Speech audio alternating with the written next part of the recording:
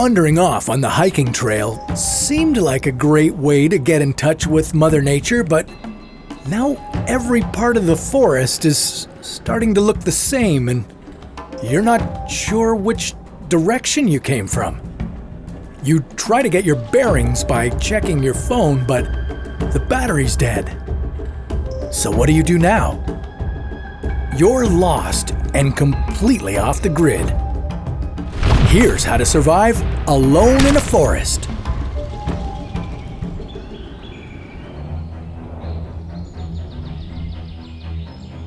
It's very easy to get lost in a forest. Everything looks the same, so it's hard to keep track of visual landmarks, and it's nearly impossible to see any distant destinations beyond the trees.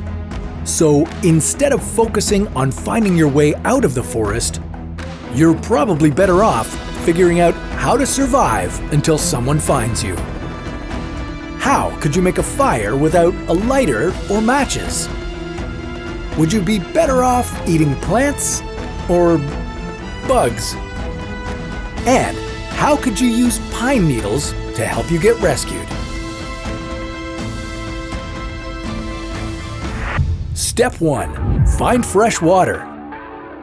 If you're going to last out here for a long period of time, you'll need to stay hydrated.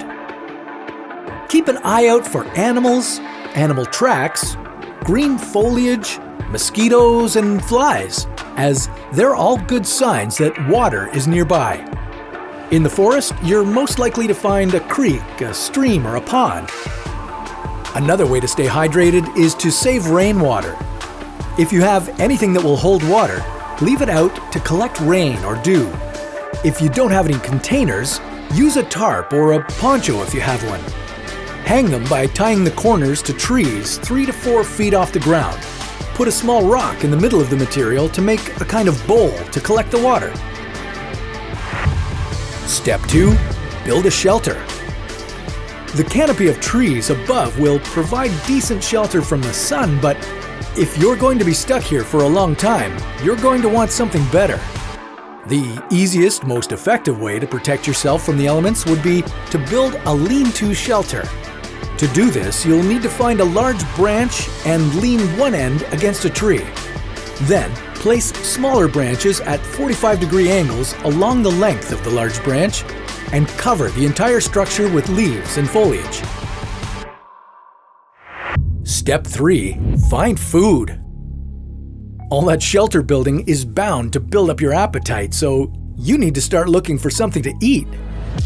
Plants would seem to be the easiest bet, but you have to be careful because a lot of them are poisonous. Some characteristics of poisonous plants to watch out for include white or yellow berries, thorns, mushrooms, and umbrella-shaped flowers. So, unless you have a guidebook on which plants are edible, it's best to play it safe and not eat any at all. Instead, you can flip over logs to find easy-to-catch, protein-filled insects. You can safely eat worms, ants, and grasshoppers, but avoid spiders, ticks, and flies. And just to be safe, you should probably cook any insects before you eat them. But you can't do that without heat. Step 4. Make a fire. If you have a lighter or matches on you, then this shouldn't be too hard. Start by collecting everything you're going to burn. Dry leaves or tree bark are easy to burn, so light them first. Build a little teepee with the tinder and kindling. Tinder will be the first thing that catches a spark. It then transfers the spark to the kindling and starts a flame. But if you don't have a lighter, you'll need to get a little more creative. Make a fire plow to ignite the fire by scraping a small groove in the middle of a flat piece of wood. Then create friction by quickly plowing up and down the groove with a small twig until it produces an ember. Step 5. Get rescued. Yeah, this is easier said than done, but you've got to be proactive about it. Stay where you are.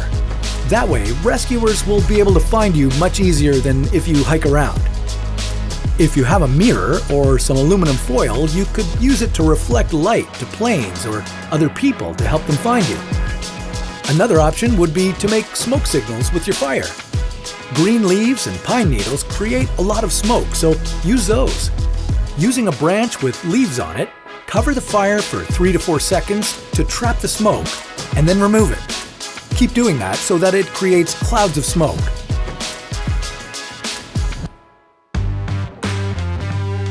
When you do finally get rescued, you're going to have some time to think about how all this could have been avoided. Next time, don't wander off the guided trail. Research the area you're going to be exploring beforehand and bring along some supplies in case you do get disoriented. In some areas, you might even want to prepare yourself to defend against predators. But don't worry, we've got just the video to help you come out on top.